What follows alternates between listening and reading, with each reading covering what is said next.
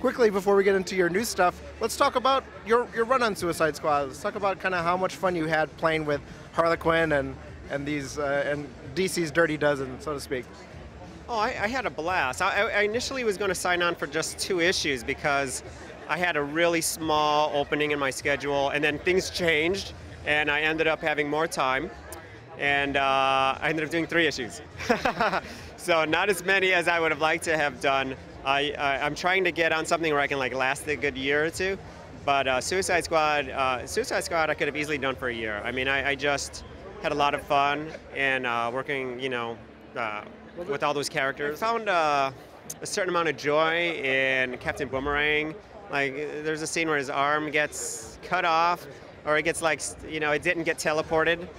There was no blood, he just didn't get teleported, and he's walking around with no arm, and Enchantress wouldn't give him his arm back. It was just, that kind of banter, and, being able to, like, get into his character, and, the way he was written, I was able to, like, really visualize his gestures, and, he just seemed very, animated, and so I really got into him and his facial expressions. So between him and Harley, I had a lot of fun. Getting into those characters. Nice. Now, it was just recently announced that you'll be part of DC Dark Matter, in particular a book called Damage. Talk a little bit about some of the characters that you're going to be working with in Damage, as well as what you can share.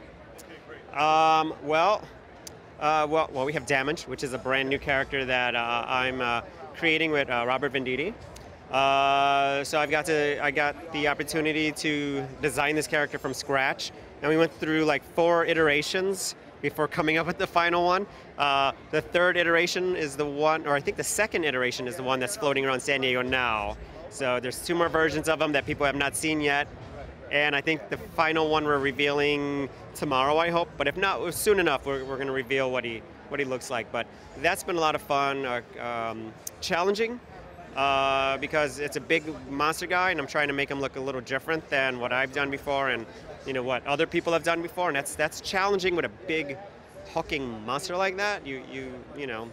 At least for me, there was only so many things that I felt like I could do with him to make him look cool. So I finally got there, so I'm really excited about that. We're gonna get to see him in the DCU. So there's a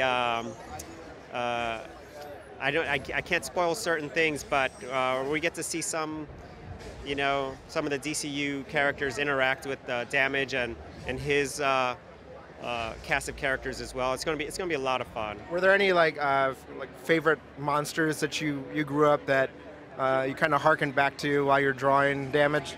Honestly, I was a huge Godzilla fan as a kid, so I'm looking at Godzilla and King Kong. And I'm kind of going in that direction.